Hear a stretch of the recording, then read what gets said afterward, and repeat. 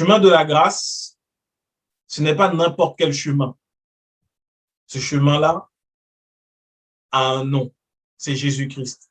Et en regardant Jean 14 au verset 6, Jean 14 au verset 6 nous dit, Jésus lui dit, « Je suis le chemin, la vérité et la vie. Nul ne vient au Père que par moi. » C'est Jésus qui parle et qui dit, « Je suis le chemin. » Ça me rappelle que lorsque j'étais plus jeune, enfin moins jeune que maintenant, car maintenant je suis encore jeune par la grâce de Dieu. Donc, moins jeune que maintenant, lorsque j'allais encore au collège, au lycée, ma mère avait l'habitude de me dire, quand l'école est finie, tu prends, et là je la cite, tu prends ton petit bonhomme de chemin et tu rentres chez toi, tu ne regardes ni à gauche ni à droite, tu ne t'arrêtes pas, tu ne tardes pas, tu rentres tout de suite chez toi. Et enfant obéissant que j'étais, j'écoutais ma mère et je rentrais chez moi tout de suite après l'école et je ne traînais pas. Je suivais le chemin que ma mère m'avait tracé. Pourtant, je suivais une route définie par les hommes parce qu'il y avait une route bien précise pour aller de l'école à chez moi. Ce n'était pas ma mère qui était sortie avec ses instruments et qui avait tracé un chemin qu'elle appelait le petit bonhomme pour que je le suive. Pas du tout. C'est qu'elle m'avait donné une ligne de conduite. Elle m'avait enseigné quelque chose en me disant de suivre le petit bonhomme de chemin pour rentrer chez moi, pour être à l'heure et de ne pas être dans les rues après l'école. C'était donc un enseignement qu'elle m'avait transmis. Et là, quand Jésus dit « Je suis le chemin, la vérité et la vie », le mot « chemin », aujourd'hui, on va enseigner un peu plus que prêcher. On va plus dans l'enseignement. Donc, le mot « chemin » utilisé par Jésus, c'est le mot « odos ». Odos, qui au sens propre, donc veut dire une voie, un chemin, une route. Mais après, Jésus est la parole faite chair et la parole se compare avec l'esprit. Et donc, de manière métaphorique, spirituellement parlant, on peut dire que le mot odos, il signifie une manière de se conduire, de penser, de décider, ou encore une doctrine. Une doctrine. Et on va s'attarder sur cette signification du mot odos, doctrine. Et donc, si on reprend le mot doctrine et qu'on le met sur le passage de Jean 14 au verset 6, Jésus dit que je suis, il dit, je suis la doctrine de la vérité et de la vie. Nul ne vient au Père que par moi. Jésus est la parole faite chair. Une doctrine, c'est quoi? Une doctrine, c'est un enseignement. La doctrine est un enseignement. Et selon la définition du dictionnaire Littré, pour ceux qui aiment les définitions un peu plus de dictionnaire, un peu plus intellectuelles, donc la doctrine, c'est l'ensemble des dogmes, soit religieux, soit philosophiques, qui dirigent un homme dans l'interprétation des faits et dans la direction de sa conduite. Donc, c'est l'ensemble des dogmes. Les dogmes, c'est quoi? C'est une pensée, c'est une opinion. Donc, une doctrine est faite de pensée fondamentale. Un dogme, c'est une pensée fondamentale, incontestée, donc qui dirige les faits, l'interprétation des faits et qui dirige la conduite des personnes. Donc, nous qui sommes enfants de Dieu, nous sommes dirigés par la sainte doctrine, la pensée de Christ. C'est cette doctrine qui va nous conduire. Donc, le chemin. Autrement dit, pour accéder au Père, il nous faut suivre les enseignements, la doctrine de Christ, qui est la doctrine de la vérité et de la vie. Non pas une autre doctrine, non pas d'autres dogmes, d'autres pensées, mais la doctrine de Christ. Et quand Jésus dit « je suis le chemin », ça veut dire que il existe plusieurs chemins que beaucoup ont pu définir comme étant des chemins qui amènent au Père. Mais lui, il vient en donnant la vérité, en disant qu'il est le chemin, c'est-à-dire qu'il est le seul chemin, le seul véritable chemin qui mène au Père à travers la vérité, et en donnant la vie. Et c'est ce qu'on appelle la sainte doctrine. Et il est important pour nous, dans la grâce, de suivre le chemin de la grâce. Ce chemin-là, ce sont les enseignements de Christ. On va regarder maintenant ce que dit la Bible par rapport à la sainte doctrine. On va commencer avec 2 Jean, chapitre 1 au verset 9, la version du Louis II. On va naviguer aujourd'hui entre les versions second et semeur de la parole. Donc, 2 Jean 1, 9 dit « Quiconque va plus loin et ne demeure pas dans la doctrine de Christ n'a point Dieu. Celui qui demeure dans cette doctrine a le Père et le Fils. Celui qui demeure dans cette doctrine a le Père et le Fils.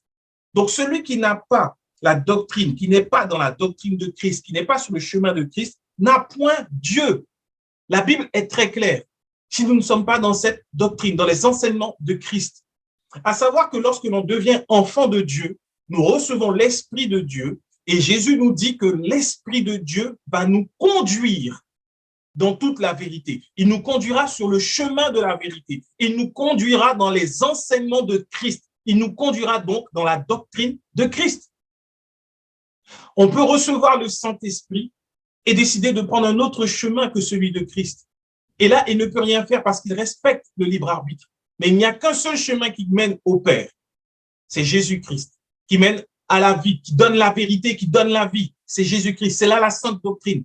Et là, l'apôtre Jean nous dit que celui qui va plus loin, c'est-à-dire qui veut avancer, qui va plus loin et qui ne demeure pas, parce qu'on peut ne pas demeurer dans cette doctrine, qui ne demeure pas dans la doctrine de Christ, alors celui-là, il n'a point Dieu. Il n'a point Dieu. La Bible est claire. Et maintenant, on va regarder le même passage, cette fois un peu plus, dans la version du semeur. Toujours 2 Jean, le verset 1. Là, je vais commencer à partir du verset 8. Prenez donc garde à vous-même pour que vous ne perdiez pas le fruit de nos efforts, mais que vous receviez une pleine récompense. Celui qui ne reste pas attaché à l'enseignement qui concerne le Christ, mais s'en écarte, n'a pas de communion avec Dieu. Celui qui reste attaché à cet enseignement est uni au Père comme au Fils. Si quelqu'un vient vous prouver et ne vous apporte pas cet enseignement, ne l'accueillez pas dans votre maison et ne lui adressez pas la salutation fraternelle. Celui qui lui souhaiterait la bienvenue se rendrait complice de ses œuvres mauvaises. Waouh, c'est terrible. La doctrine de Christ, elle est si importante que là, l'apôtre Jean dit que celui qui viendrait avec une autre doctrine, de ne même pas l'accueillir chez nous et de ne même pas le saluer, de peur de se rendre complice de ses mauvaises œuvres. Il y a quelque chose autour de la doctrine de Christ qui est si importante qu'on ne doit pas s'en détourner. Sinon, on va perdre le fruit du travail. Là, l'apôtre Jean dit que on risque de perdre le fruit pour que vous ne perdiez pas le fruit de nos efforts. Le fruit des efforts des apôtres, c'est d'enseigner la vérité, d'enseigner Jésus-Christ. Et le fruit que nous recevons lorsque nous recevons Christ et les enseignements de Christ, ce fruit s'appelle la justice, la justification en Jésus-Christ. C'est ce fruit que nous recevons. Et si nous recevons ce fruit, nous pouvons donc le perdre en prenant un autre chemin que le chemin de Jésus-Christ. Et c'est très subtil. Si c'était aussi facile que ça, il n'y aurait pas beaucoup qui se perdent dans d'autres doctrines. Il y a beaucoup qui disent qu'ils viennent et qu'ils ont reçu des révélations de la part de Dieu, mettant quelque part de côté Jésus-Christ. Il y a même des religions qui aujourd'hui veulent et prétendent une relation directe avec Dieu en reléguant Jésus au niveau d'un simple bébé dans une crèche ou au niveau d'un simple prophète. Non. Si on accepte ce type de doctrine, on s'éloigne du fruit de la justice qui a été semé en nous par la prédication de l'évangile. Et cette doctrine dont on parle, on va donc l'expliquer. Qu'est-ce qui se trouve dans cette merveilleuse doctrine? Qu'est-ce qu'il y a dans le chemin, dans Jésus-Christ? Alors, on va regarder Tite. Là, c'est Paul qui parle à Tite. On va commencer avec, on va prendre le passage, le verset 1, dans la version 8 secondes, et après, on va lire tout Tite 2, Tite chapitre 2, à partir du verset 1er, version seconde, et après, on va lire tout le chapitre en version semeur, parce que c'est très intéressant. Alors, Tite, chapitre 2, verset 1er dit, « Pour toi, dis les choses qui sont conformes à la saine doctrine. » Paul parle à un de ses fils dans la foi, qu'il enseigne et qui également fait l'œuvre du ministère, et il dit à Tite, « Toi, dis les choses qui sont conformes à la saine doctrine. » La version seconde n'est pas très claire, donc je préfère maintenant qu'on lise le reste dans la version semeur. Donc, Tite 2, dans la version du semeur, dit, Toi, au contraire, parle selon ce qui est conforme à l'enseignement authentique. L'enseignement authentique. Dis aux hommes âgés d'être maîtres d'eux-mêmes, respectables, réfléchis, pleins de force dans la foi, l'amour et la persévérance. Qu'il en soit de même des femmes âgées, qu'elles aient un comportement digne de Dieu, qu'elles ne soient pas médisantes ni adonnées à la boisson, qu'elles s'attachent plutôt à enseigner le bien, qu'elles conduisent ainsi les jeunes femmes à la sagesse en leur apprenant à aimer leurs maris et leurs enfants, à mener une vie équilibrée et pure, à être des maîtresses de maison bonnes et actives, à être soumises à leur mari. Ainsi, la parole de Dieu ne sera pas discréditée. Recommande aussi aux jeunes gens de mener une vie équilibrée. Sois toi-même en tout un modèle d'œuvre bonne, que ton enseignement soit fidèle et qu'il inspire le respect, que ta parole soit juste et inattaquable, afin que même nos adversaires soient couverts de honte, ne trouvant aucun mal à dire de nous. Une pause. C'est important dans la sainte doctrine, lorsqu'elle est enseignée, même lorsque ceux qui ne nous aiment pas, ceux qui ne croient pas en Jésus-Christ, ils entendront les enseignements de la sainte doctrine, alors ils ne pourront pas nous blasphémer, ils ne pourront pas nous attaquer, ils ne pourront pas nous discréditer. Malheureusement, de nos jours, il est bien trop facile de discréditer celui qui se dit chrétien à cause d'enseignements bizarres, qui ne sont plus les enseignements de la sainte doctrine. Mais on va le voir au fur et à mesure. Quels types d'enseignements ne sont pas ceux de la sainte doctrine. Mais à savoir que lorsque l'on prêche l'évangile, les ennemis ne peuvent pas nous attaquer sur ce que l'on prêche. Ils chercheront à nous attaquer sur autre chose. Et Paul donne là les clés pour ne pas être attaqué sur ces autres points. Les clés d'une bonne attitude conduite par l'évangile. Non pas une attitude qui conduit à l'évangile, mais une bonne attitude coulant, naissant du fait que nous sommes dans la sainte doctrine. Et donc, on reprend à partir du verset 9. Aux esclaves, tu recommanderas d'obéir à leur maître en toutes choses, qu'ils cherchent à leur donner satisfaction, qu'ils évitent de les contredire et se gardent de toute fraude, qu'ils se montrent au contraire dignes d'une entière confiance. Ainsi, ils rendront attrayant l'enseignement de Dieu, notre Sauveur. Et là, maintenant, il va dire quelle est cette sainte doctrine. Le verset 11. En effet, la grâce de Dieu s'est révélée comme une source de salut pour tous les hommes. Elle nous éduque et nous amène à nous détourner de tout mépris de Dieu et à rejeter les passions des gens de ce monde. Ainsi, nous pourrons mener dans le temps présent une vie équilibrée, juste et pleine de respect pour Dieu, en attendant que se réalise notre bienheureuse espérance, la révélation de la gloire de Jésus-Christ, notre grand Dieu et Sauveur. Il s'est livré lui-même en rançon pour nous, afin de nous délivrer de l'injustice sous toutes ses formes et de faire de nous, en nous purifiant ainsi, un peuple qui lui appartienne et qui mette toute son ardeur à accomplir de bonnes œuvres. Voilà ce que tu dois enseigner, dans quel sens il te faut encourager et reprendre les gens. Fais-le avec une pleine autorité, que personne ne te traite avec mépris. La sainte doctrine, c'est que nous avons reçu le salut en Jésus-Christ et que notre espérance est qu'il revienne et qu'il soit manifesté dans toute sa gloire. Nous avons le salut en Jésus-Christ. Autrement dit, ce salut que nous avons en Jésus-Christ, nous ne pouvons pas le perdre, sauf si nous renions Jésus-Christ, sauf si nous renonçons à lui, sauf si nous disons « je n'y crois plus ». Mais notre attitude, ce que nous faisons, ne nous fera pas perdre le salut. Toute doctrine qui enseigne le contraire, que notre salut peut être perdu à cause de notre attitude, est un mensonge et n'est pas ce que dit la Bible. Ce n'est pas ce que dit la Bible. Non. Si nous renions, oui. Celui qui agit et qui est dans le péché alors qu'il est dans la foi, qu'il croit en Dieu, c'est qu'il a un manque d'enseignement. Il a un manque de foi dans le fait que Dieu a déjà détruit le péché, le pouvoir du péché dans sa vie par le pardon en Jésus-Christ. C'est là le problème de ceux qui pêchent, c'est le manque de foi dans l'œuvre accomplie de Jésus à la croix, c'est tout. Et ils n'ont pas besoin d'être mis de côté, ils ont besoin d'être enseignés sur la vérité, d'être accompagnés, qu'on prie avec eux, jusqu'à ce que cette vérité soit établie en eux et que le péché perde donc tout pouvoir par le salut et le pardon en Jésus-Christ. Et c'est cette sainte doctrine qui doit être enseignée afin que les hommes ne puissent pas nous discréditer. Si nous annonçons au monde la fin de leur problèmes avec le péché, avec les addictions par Jésus-Christ, le monde ne peut pas venir nous dire que nous sommes des fous, des insensés ou nous attaquer. Nos ennemis ne peuvent pas dire que nous racontons n'importe quoi et que nous sommes juste des voleurs, des menteurs, que nous sommes juste là pour pouvoir manipuler. Pas du tout, le monde ne pourra pas le faire. Lorsque l'on donne la solution qui est Jésus-Christ, lorsque nous prêchons Jésus-Christ comme étant le salut des hommes,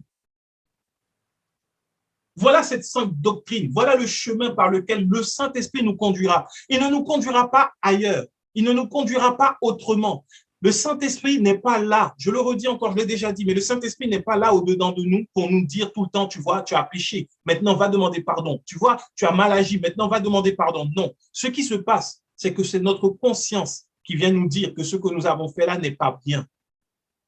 Et la chair veut nous pousser à demander pardon. Or, la Bible nous dit de rendre grâce à Dieu. Lorsque nous péchons, Dieu n'attend pas que nous demandions pardon. Il a déjà accordé son pardon. Lorsque nous péchons, Dieu veut que nous soyons dans cette repentance qui consiste à avoir le système de pensée renouvelé et que nous puissions prendre conscience. Et c'est ce que le Saint-Esprit vient faire au-dedans de nous en nous disant que nous sommes enfants de Dieu, que nous puissions prendre conscience que là, Papa nous a pardonné et que l'œuvre de Jésus à la croix était bénéfique pour nous parce que nous ne pouvons pas, sans lui, marcher dans sa grâce, marcher dans la vérité.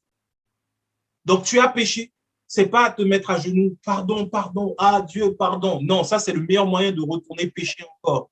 La repentance fera que, oh Seigneur, je reconnais que ta mort, la mort de Jésus à la croix était importante pour moi. Je reconnais que je n'y arrive pas sans toi. J'ai manqué de discernement. J'ai douté de ce que Christ m'a pardonné. Alors maintenant, Seigneur, je te rends grâce parce que tu as fait de moi la justice de Dieu en Jésus-Christ et que désormais, la mort de Jésus à la croix parle en ma faveur et fait que tu ne me condamnes pas lorsque je pêche, mais tu me relèves. Je t'assure, lorsque tu fais ça, lorsque tu agis ainsi, après avoir commis un péché, après avoir fait quelque chose de mal, lorsque ta conscience te reproche d'avoir fait quelque chose de mal, lorsque tu fais ça, tu détruis le pouvoir du péché en toi et tu rends la gloire à Dieu et personne d'autre, à Dieu et à Dieu seul. Donc, ce n'est pas une question d'aller voir un frère et de lui dire, tu sais, mon frère, hier, j'ai volé un bonbon à la supérette et hier soir, je n'ai pas dormi. J'ai fait toute une veille pour que Dieu me pardonne. J'ai demandé pardon à Dieu. Et puis, vers 2 heures du matin, il y a eu un petit vent dans ma chambre. Je t'assure, j'ai senti le pardon de Dieu. Aujourd'hui, je ne volerai plus des bonbons. Et demain, tu reviens, ah, mon frère, je n'ai pas volé un bonbon. Cette fois, j'ai volé un chewing-gum. J'ai fait la même chose. Je suis allé, et cette fois, j'ai jeûné. Et puis, je n'ai pas dormi 2 jours. J'ai dormi par terre. Et après, j'ai senti, c'était plus un vent, mais c'était une chaleur. Et Dieu m'a pardonné. Et puis 3 jours après, tu reviens là, j'ai pas pris un chewing-gum ni un bonbon, mais là, j'ai pris une sucette avec un chewing-gum à l'intérieur. À chaque fois, tu vas grandir dans le péché, en fait. Là, c'est la mentalité de la culpabilité. Parce que tu agis, tu te dis, bon, je dois demander pardon, mais en même temps, tu fais du mal. Il y a une culpabilité qui parle en toi. Le chemin par lequel le Saint-Esprit va nous conduire, le chemin de la grâce, c'est le chemin du pardon par Jésus-Christ.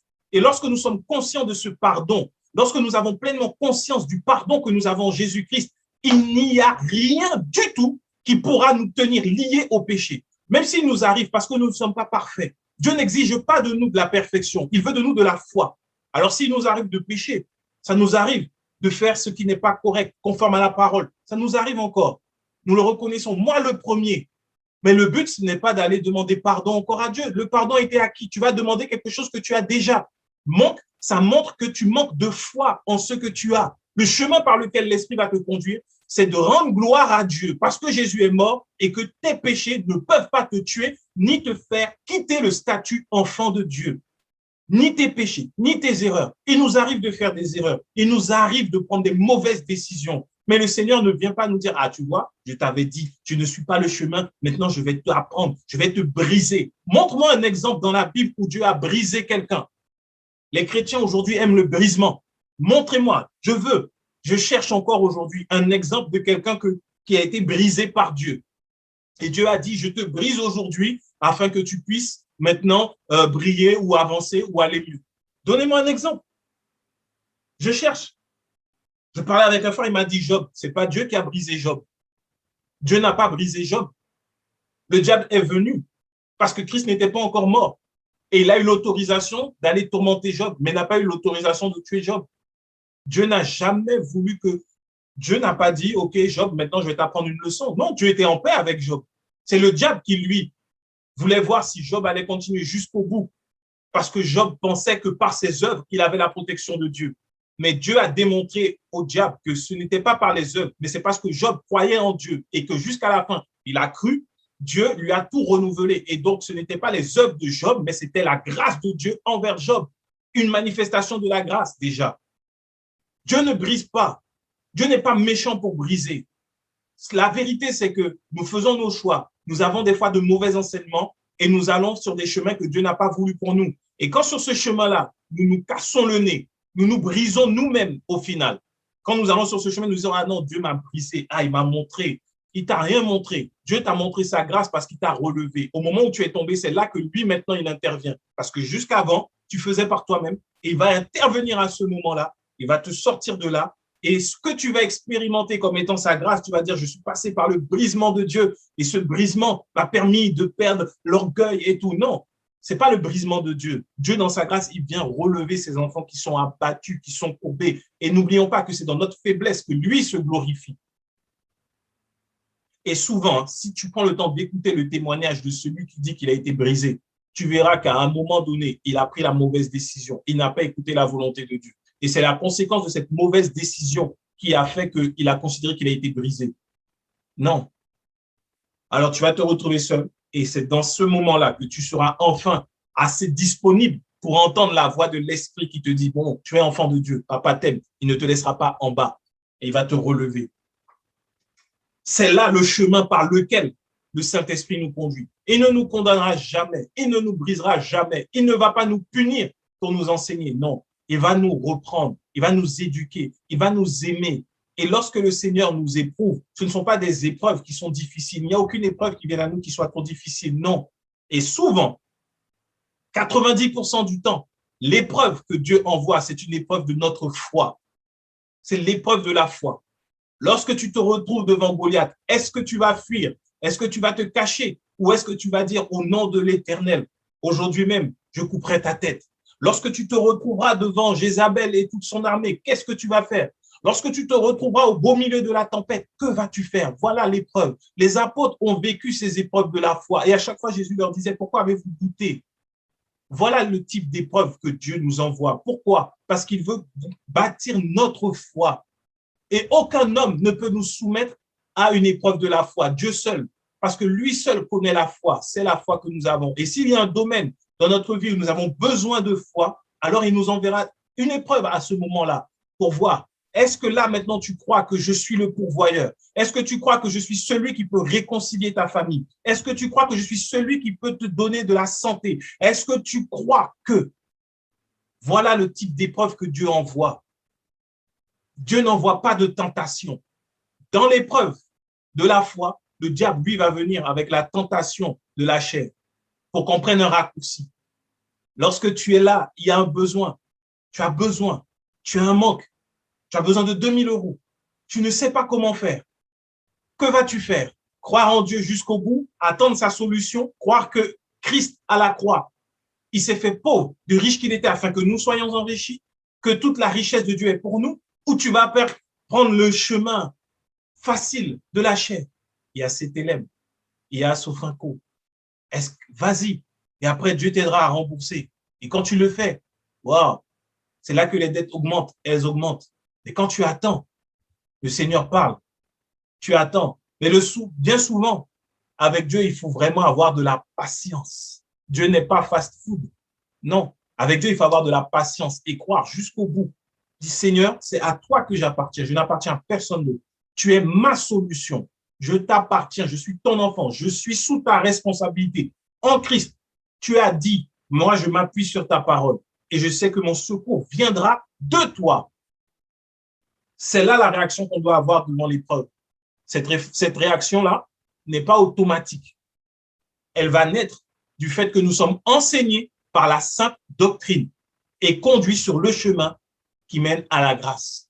Regardons encore maintenant un passage intéressant de la parole dans Acte 13. Acte 13. Et on va lire à partir du verset 4. On va lire plusieurs passages. dans Acte 13. Alors, je ne me souviens plus si c'est la version du semeur ou 8 secondes, mais on peut suivre sur les deux versions. Donc, Acte 13 au verset 4. Barnabas et Saul, envoyés par le Saint-Esprit, descendirent à Séleucie et de là, ils s'embarquèrent pour l'île de Chypre. Arrivés à Salamine, ils annoncèrent la parole de Dieu dans les synagogues des Juifs. Ils avaient Jean pour aide. Ayant ensuite traversé toute l'île jusqu'à Paphos, ils trouvèrent un certain magicien, faux prophète juif nommé Bar-Jésus, qui était avec le proconsul Sergius Paulus, homme intelligent. Ce dernier fit appeler Barnabas et Saul et manifesta le désir d'entendre la parole de Dieu. Mais Élymas, le magicien, car c'est ce que signifie son nom, leur faisait opposition, cherchant à détourner de la foi le proconsul.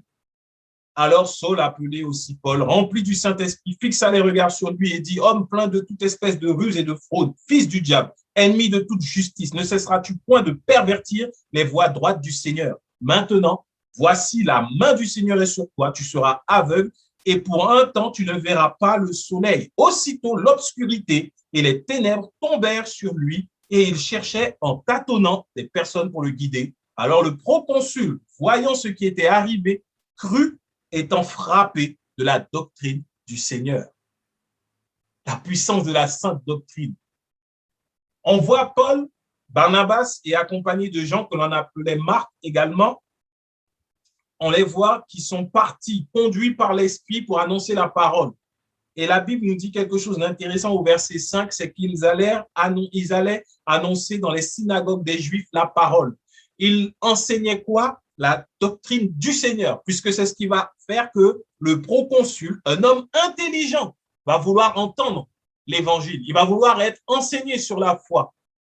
Comme quoi, lorsque l'on enseigne la doctrine, la vérité, la parole, elle se répand au point où le proconsul, qui n'était pas à Salamine, il a entendu parler de ce que Paul et Barnabas enseignaient. Et la Bible prend le temps de préciser que c'était un homme intelligent. De nos jours, il y a ce courant de pensée qui consiste à dire que pour pouvoir, nous, en tant qu'enfants de Dieu, régner, pour pouvoir être des exemples sur la terre, il nous faut démontrer avec l'aide du Saint-Esprit des capacités extraordinaires afin que les hommes soient juste émerveillés et disent « Ah non, nous, on veut ce que tu as ». Parce que nous, on a fait des alliances avec la franc-maçonnerie, avec la Rose-Croix, tout ce qu'on veut, avec les loges occultes. Et on n'arrive pas à réussir comme toi. Et donc, on va enseigner les principes de l'Ancien Testament. Voilà, tu vas bientôt être comme un Daniel, tu vas être comme un Joseph, tu vas être comme un Mardoché, tu vas être comme tous ceux qui ont comme un Joseph, tu vas être élevé, tout ça là. Mais c'est compter sur nos capacités. En fait, quelque part, on dit que tes capacités, tu les donnes et le Saint-Esprit va les multiplier et les hommes vont être étonnés, surpris.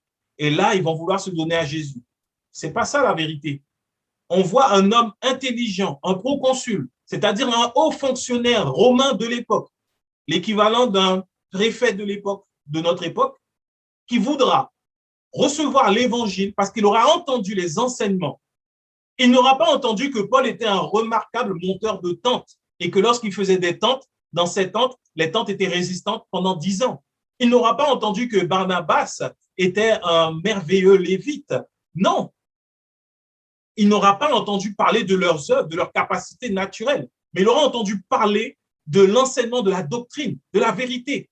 Et cet homme intelligent va vouloir entendre cette parole, va vouloir la foi, va vouloir recevoir la sainte doctrine. Et il y a là un juif magicien qui va vouloir perturber ce que l'Esprit de Dieu voulait faire au travers de ce proconsul.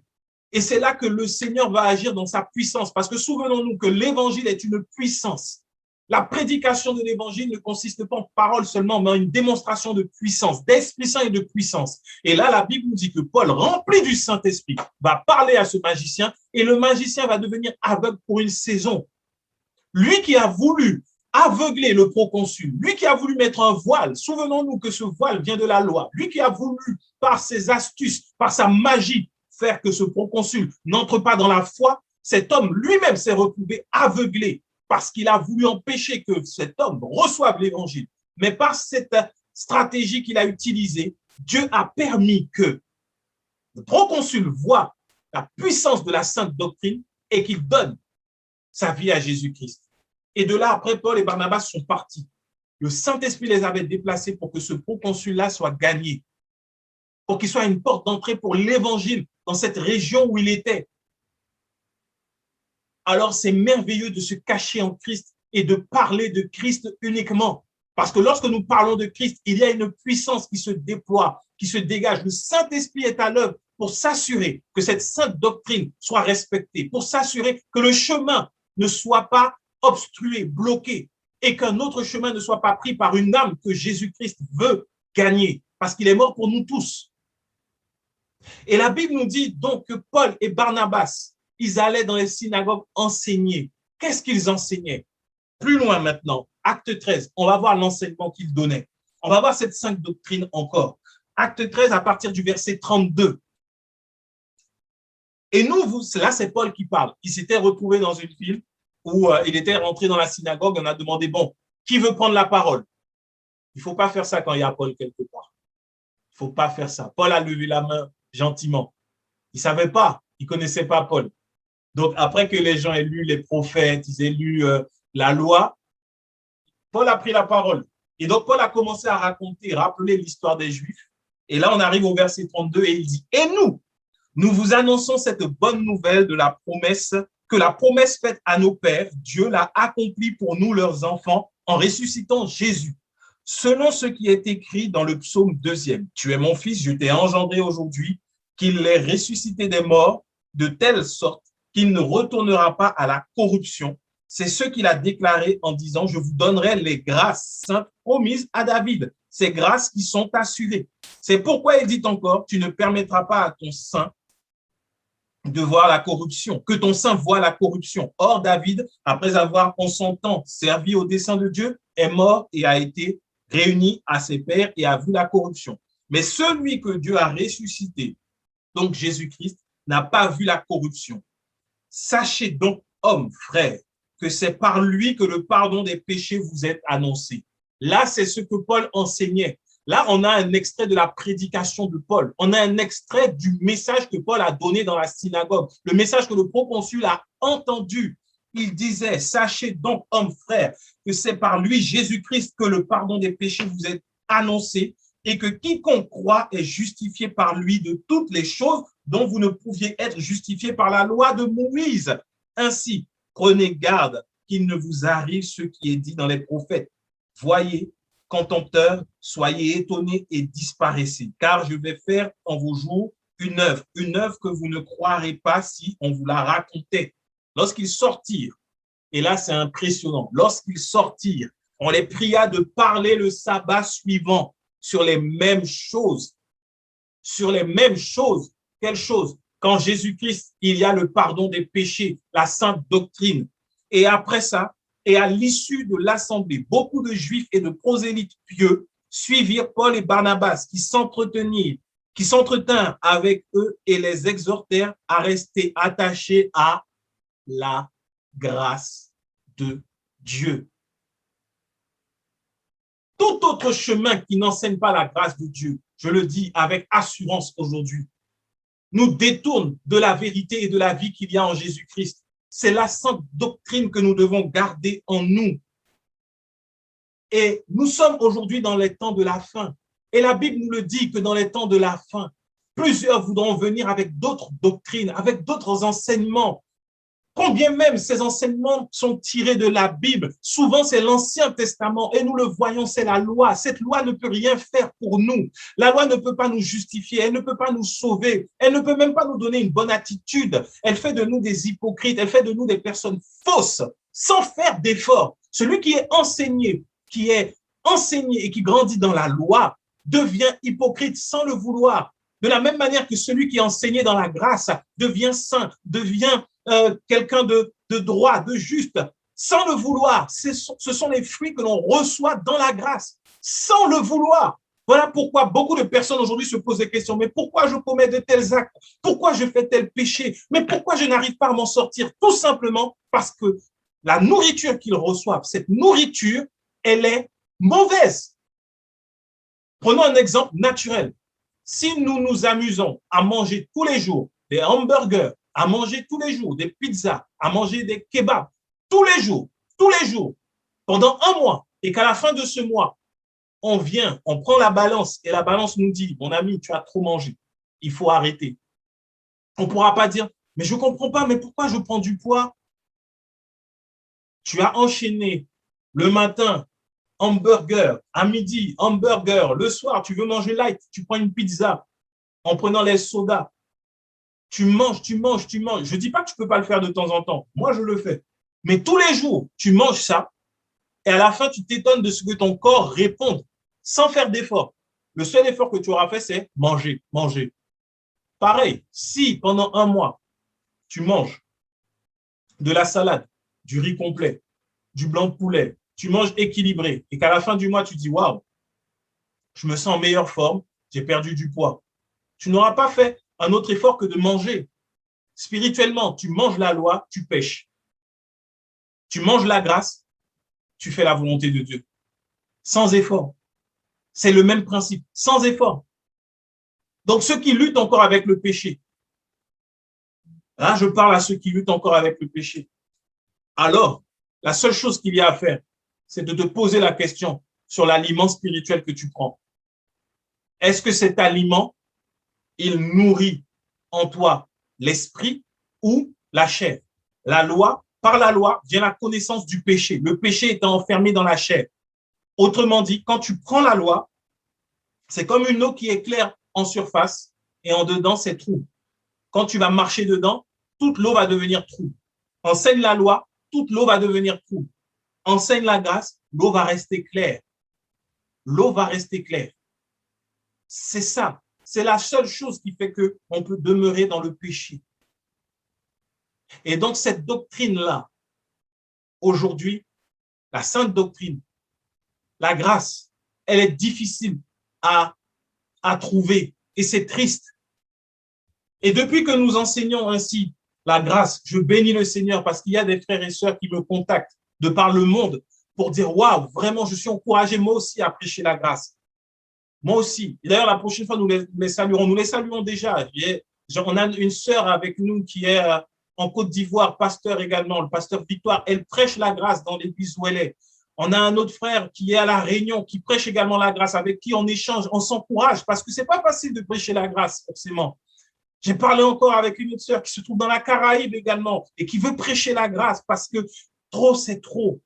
On met des pesants fardeaux sur le dos des enfants de Dieu qui cherchent Dieu en leur donnant d'observer des choses qui ne peuvent pas les sauver ni les soulager. Donc vraiment, continuons sur ce chemin de la grâce. Et regardez maintenant ce que Paul dit dans 1 Timothée 4, du verset 1 à 6, dans la version du semeur, cette fois-ci. Donc, 1 Timothée 4, 1, 6. Cependant, l'Esprit déclare clairement que dans les derniers temps, plusieurs se détourneront de la foi parce qu'ils s'attacheront à des esprits trompeurs et à des enseignements inspirés par des démons. Ils seront séduits par l'hypocrisie de prédicateurs de mensonges dont la conscience est marquée au fer rouge. Ces gens-là interdiront le mariage et exigeront que l'on s'abstienne de certains aliments alors que Dieu a créé toutes choses pour que les croyants, ceux qui connaissent la vérité, en jouissent avec reconnaissance. En effet, tout ce que Dieu a créé est bon. Rien n'est à jeter pourvu que l'on remercie Dieu en le prenant. Car tout ce qu'il a créé est saint lorsqu'on l'utilise conformément à sa parole et avec prière. Expose cela aux frères et tu seras un bon serviteur de Jésus-Christ. Nourris des paroles de la foi et du bon enseignement que tu as fidèlement suivi, mais rejette les récits absurdes et contraires à la foi.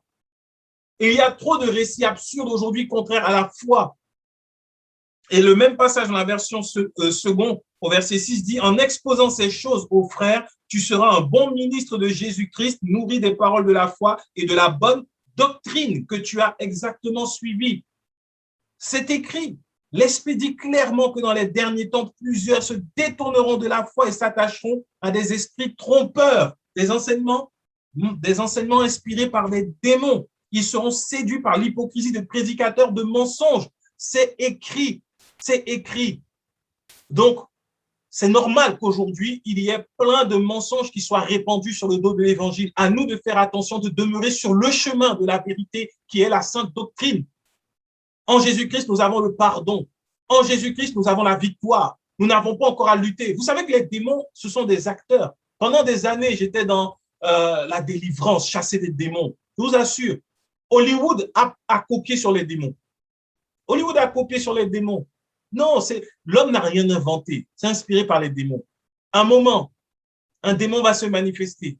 Il va faire la colère. Ah, je vais te tuer. Attention, tu oses m'attaquer. Je suis un général. Après, il va dire, non, s'il te plaît, je t'en supplie, laisse-moi un peu. Je l'aime, laisse-moi dedans. Après, il va dire, oh, j'ai peur de toi. Non, ton onction, elle va me brûler. Après, il va te dire, oh, tu es qui toi encore? Tu n'as aucune puissance. En fait, ils vont passer par toutes les émotions humaines. Ils savent jouer. Et au final, une doctrine enseignée par des démons ne peut faire croire qu'une seule chose, que les démons ont de la puissance, que les démons ont de la force et que les démons peuvent faire quelque chose. Donc, allez chasser les démons, les doctrines qui nous disent il faut encore chasser les démons de nos vies, il faut encore chasser les démons qui sont là, il faut encore détruire les autels, il faut encore chasser les démons générationnels, les malédictions, tout ça là, ce sont des doctrines inspirées de démons, je le dis clairement. Celui qui n'est pas d'accord, qu'il vienne avec sa Bible et qu'il me le démontre qu'il faut encore lutter contre les démons. Les esprits générationnels, qu'ils le prennent, Bible à l'appui, contexte. Parce qu'aujourd'hui, beaucoup sont perdus à cause de ça. Ils souffrent entre les mains du diable parce qu'ils n'ont pas la vérité, non pas parce qu'il y a un démon qui a de la puissance. Christ à la croix les a vaincus, c'est clair, oui ou non, c'est clair. Il les a vaincus. Alors aujourd'hui, toi, pauvre humain, j'ai envie de dire, tu veux encore aller te battre contre un démon que Christ a déjà vaincu. C'est pas logique. On ne peut pas aller rejouer le match. C'est fini. Quand David a coupé la tête de Goliath, Goliath n'a pas pu recoller sa tête pour se remettre devant David et dire, bon, maintenant, je vais t'empêcher de devenir roi. Impossible. Alors, si Christ a vaincu à la croix, on ne peut pas encore être enseigné sur le fait qu'il faut aller vaincre. Nous avons été libérés, sortis du péché. On ne peut pas encore nous enseigner qu'il nous faut sortir de je ne sais quelle fosse, de je ne sais quel désert ou de je ne sais quelle main de l'oppresseur. C'est fini. Par contre, on peut nous enseigner la vérité que nous avons en Jésus-Christ, la victoire que nous avons en Jésus-Christ et marcher dans cette victoire. C'est là la sainte doctrine. Parce que autour de ces enseignements faux et mensongers, il y a plein de récits. Et Paul le dit, il le dit à Timothée. Il le dit, rejette les récits absurdes et contraires à la foi. Il y a des récits qu'on entend, ils nous font avoir peur des démons et considérer que, ah ben en fait, les démons ont une véritable puissance. Tu entends des histoires incroyables. Mais est-ce qu'on a eu cette personne-là en face? Est-ce que ces histoires-là, ce sont des histoires absurdes qui sont contre la foi? Même si ça paraît intelligent, c'est absurde, c'est contre la foi. Des révélations tonitruantes sur la puissance du dernier crachat de Jésus à la croix, ou la puissance, je ne sais encore quelle chose. Donc, faisons attention et restons sur ce chemin-là. Il est le seul chemin où la lumière de Dieu brille pour nous. Et lorsque nous sommes sur ce chemin, oui, l'ombre de la mort peut essayer de venir, mais le Seigneur nous conduira toujours dans sa lumière. Et je vais terminer maintenant avec un dernier passage qui est dans Hébreux. Un ou deux derniers passages. Donnez-moi quelques minutes encore. Aujourd'hui, c'est un peu plus dense. Hébreux 13, à partir du verset 8. À partir du verset 8. Alors, Jésus-Christ est le même hier, aujourd'hui et éternellement. Ne vous laissez pas entraîner par des doctrines diverses et étrangères, car il est bon que le cœur soit affermi par la grâce. Il est bon que le cœur soit affermi par la grâce et non par des aliments qui n'ont servi à rien à ceux qui s'y sont attachés. On va s'arrêter là.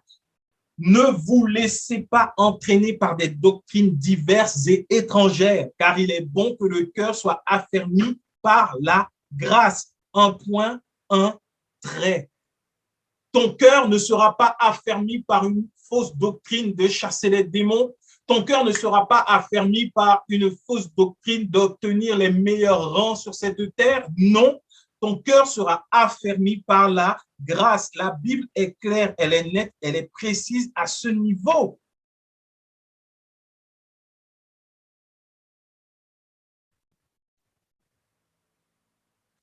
Dans le verset 14 d'Hébreux 13, dans la version Semeur, il dit « Car ici-bas, nous n'avons pas de demeure permanente. C'est la cité à venir que nous recherchons. » Et le verset 15 dit « Par Jésus-Christ, donc en tout temps, à Dieu, un sacrifice de louange qui consiste à célébrer son nom. » Offrons donc en tout temps à Dieu un sacrifice de louange qui consiste à célébrer son nom. Ne négligez pas de pratiquer la bienfaisance et l'entraide. Voici les sacrifices auxquels Dieu prend plaisir. Là, Paul dit, Paul, beaucoup pensent que le passage des Hébreux est écrit pour Paul. Paul, ici, il parle, l'auteur des Hébreux ici dit que notre espérance n'est pas sur une demeure sur terre. Nous n'avons rien de permanent sur cette terre. Donc, la doctrine qui consiste à chercher à avoir des maisons, à chercher à avoir des biens. Je ne dis pas qu'il ne faut pas avoir de maison, pas de biens. Non, pas du tout. Hein. Mais Paul va dire que du moment qu'on a du manger, on a le boire, on a les vêtements, on a tout ce qu'il nous faut sur cette terre.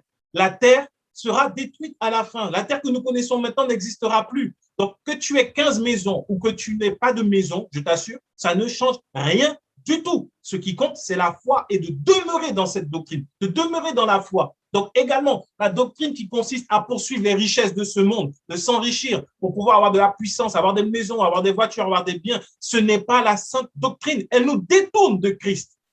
Elle nous détourne de Christ. Et le verset 15 de ce même passage d'Hébreux 13, en français, il a été la source pour beaucoup de troubles. Dans la version Louis II, qui dit « Par lui, offrant sans cesse à Dieu un sacrifice de louange, c'est-à-dire le fruit de lèvres qui confesse son nom. Et n'oubliez pas la bienfaisance et la libéralité, car c'est à de tels sacrifices que Dieu prend plaisir. » Ce passage a été utilisé pour dire aux gens, vous voyez, il faut offrir des sacrifices à Dieu, la libéralité. Donc, il faut faire des offrandes qui sont des sacrifices envers Dieu. Il prend plaisir à ça. Donc, la louange est un sacrifice et également faire un sacrifice de libéralité. Mais la version du Semeur nous dit simplement que c'est de l'entraide. Lorsqu'on parle de la libéralité, là, on ne dit pas d'amener notre argent, que c'est à ce sacrifice-là que Dieu prend plaisir. C'est faux. C'est faux. Ça comprend de faire des dons, mais dans l'entraide. Et si on regarde l'histoire de l'Église, c'est beaucoup plus plausible que le fait que Dieu veut et attend de nous des sacrifices. C'est ce qui va faire que nous serons agréables, des sacrifices avec des offrandes, de grosses offrandes. Non. Là, il est clairement dit de faire comme lorsqu'il y a eu la Pentecôte et que l'Église s'est réunie, de tout simplement mettre tout en commun. L'entraide, de faire qu'au milieu de nous, dans l'Église, nous soyons unis et qu'il n'y ait aucun indigent. C'est à cela que Paul encourageait. Les passages que l'on voit de Paul sur les finances, c'est qu'il encourageait ces églises, les églises qu'il avait établies, à manifester de la libéralité envers les pauvres dans l'église premièrement. Parce qu'au milieu de nous, enfants de Dieu, tout le monde ne va pas tout de suite manifester les mêmes richesses. Ça arrive. Tout le monde ne va pas devenir riche. Il y en a qui en auront plus, il y en a qui en auront moins. Mais si nous nous mettons tous ensemble et que l'entraide existe au milieu de nous, donc la libéralité, alors il n'y aura aucun indigent. Il n'y aura personne qui sera laissé de côté. Il n'y en aura aucun qui mendiera son pain. Aucun. Nous prenons soin les uns des autres. Nous aimons notre prochain. Et c'est là, satisfaire aux exigences de Dieu, c'est demeurer sur le chemin de la grâce. Ce n'est pas une question d'amener toutes ces offrandes à l'église. Bien sûr, nous pouvons faire nos dons, nos dîmes, nos offrandes à l'église. Oui, c'est biblique. Mais un sacrifice, il y a des personnes qui se sont privées de nourriture pour amener de grosses offrandes, même pas à l'église, à leur pasteur. C'est de la folie. C'est de la folie. Et ces enseignements détournent. Parfois, pour voir plus clair sur un passage, on peut donner beaucoup de passages. Cherchons plusieurs versions. C'est accessible à tous maintenant. Cherchons plusieurs versions pour voir ce que ça signifie. Cherchons à connaître le mot, l'origine du mot, pour voir ce que ça signifie. C'est l'entraide, c'est se mettre ensemble. La libéralité dont parle l'auteur des Hébreux, c'est se mettre ensemble. Et c'est là continuer de marcher sur le chemin de la grâce. Et pour finir, cette sainte et merveilleuse doctrine, ce chemin par lequel nous marchons, nous devons avancer, Jean 7 au verset 16 nous dit d'où il vient. Jean 7, à partir du verset 16, nous dit d'où il vient. Et il dit, Jésus leur répondit, ma doctrine n'est pas de moi, mais de celui qui m'a envoyé. Si quelqu'un veut faire sa volonté, donc la volonté de celui qui a envoyé Jésus, si quelqu'un veut faire sa volonté, il connaîtra si ma doctrine est de Dieu ou si je parle de mon chef. Celui qui parle de son chef cherche sa propre gloire. Mais celui qui cherche la gloire de celui qui l'a envoyé, celui-là est vrai et il n'y a point d'injustice en lui. La sainte doctrine, qui est le chemin qui mène au Père, cette sainte doctrine-là, elle ne nous met pas en avant. La sainte doctrine ne mettra jamais en avant celui qui l'annonce, celui qui la prêche. Dieu sera toujours en avant. Christ sera toujours en avant. Celui qui n'annonce pas la sainte doctrine, et c'est là qu'on reconnaîtra que ce n'est pas la sainte doctrine, il mettra en avant ses propres œuvres, il se mettra en avant lui-même, parce qu'il ne donnera pas une doctrine, parce qu'il n'aura pas été envoyé par Dieu. Celui que Dieu envoie, celui que Dieu appelle pour la mission à laquelle il l'a préparé, celui que Dieu choisit pour annoncer l'évangile, parlera de Dieu, parlera de Jésus-Christ et ne parlera jamais de lui, de ses exploits, de ce qu'il a pu faire. Celui qui parle de lui-même, il se sera envoyé lui-même. Puisqu'il s'est envoyé, il parle de lui. Je le dis clairement. Celui qui parle de Jésus-Christ, de sa mort à la croix et du fait que le Père l'a envoyé afin que nous soyons réconciliés avec lui, celui-là, il ne parle pas de lui-même, mais il parle parce que le Père l'a envoyé. Et c'est ce que Jésus disait. Il disait que sa doctrine ne vient pas de lui, mais elle vient de celui qui l'a envoyé. Celui qui l'a envoyé, c'est le Père. La sainte doctrine, elle vient du Père. Et la Bible nous dit, car Dieu a tant aimé le monde qu'il a donné son Fils unique, afin que quiconque en lui ne périsse point, mais qu'il ait la vie éternelle. Voilà la sainte doctrine. Voilà ce que les hommes doivent entendre. Voilà ce qui doit être annoncé. Voilà l'évangile. Voilà le seul chemin qui mène au Père. Le seul chemin qui nous mène à vivre la grâce. Lorsque nous sommes sur ce chemin, nous allons vivre tous les jours de notre vie la grâce de Dieu. Avec assurance, marchons sur ce chemin. Avec assurance, approchons-nous du trône de la grâce de Dieu par la foi en Jésus-Christ, en son œuvre accomplie. Lorsque nous le faisons, alors il déverse sur nous les flots de sa grâce de façon inconditionnelle. Marchons sur ce chemin. Jésus-Christ, la doctrine de la vérité et de la vie qui mène au Père. Voilà cette doctrine. Voilà ce qui va nous garder. Parfois, nous n'allons pas voir la grâce manifestée tout de suite dans tous les domaines de nos vies. Mais si nous marchons sur ce chemin, si nous nous laissons conduire par l'Esprit de Dieu sur ce chemin, alors certainement, assurément, avec assurance, nous verrons la grâce de Dieu manifestée jour après jour dans nos vies. Et lorsque le Christ reviendra nous chercher, nous pourrons accéder au Père parce que nous serons sur le bon chemin.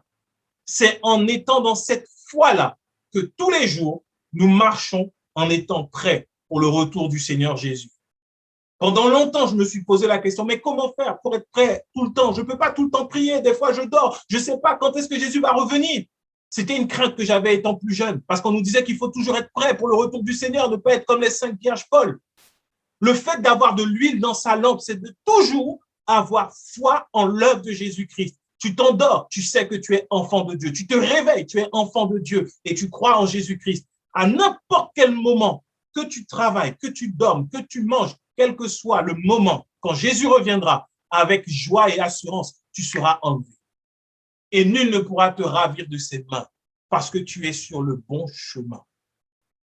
Marchons sur le chemin de la grâce, car au bout, il y a une espérance extraordinaire, celle de vivre avec Christ pour l'éternité dans la joie du Père, ayant quitté les souffrances de ce monde pour vivre pour toujours et toujours en présence de Dieu le Père et de Jésus-Christ notre époux. Que Dieu nous bénisse tous. Seigneur, merci pour ta parole aujourd'hui. Garde-nous attachés à toi et aide-nous à marcher sur le chemin de la vérité, afin que par ce chemin, nous puissions bénéficier de ta grâce et jouir de tes bienfaits chaque jour et tous les jours de nos vies. Merci pour ton amour manifesté envers nous. Merci pour ta paix et ta bonté. Merci Seigneur parce que la vérité que tu nous donnes, elle nous affranchit. C'est toi, ô Dieu, toi seul qui es capable de nous aimer au point de donner Jésus-Christ. Aide-nous à garder en nous cette vérité afin de marcher sur le chemin de la vérité. Oh oui, nous voulons recevoir ta vie en abondance chaque jour. Alors merci encore pour ta présence, merci pour ta grâce, merci pour ton amour inconditionnel envers nous. Dans le nom précieux et merveilleux de Jésus-Christ, nous t'avons ainsi prié. Amen.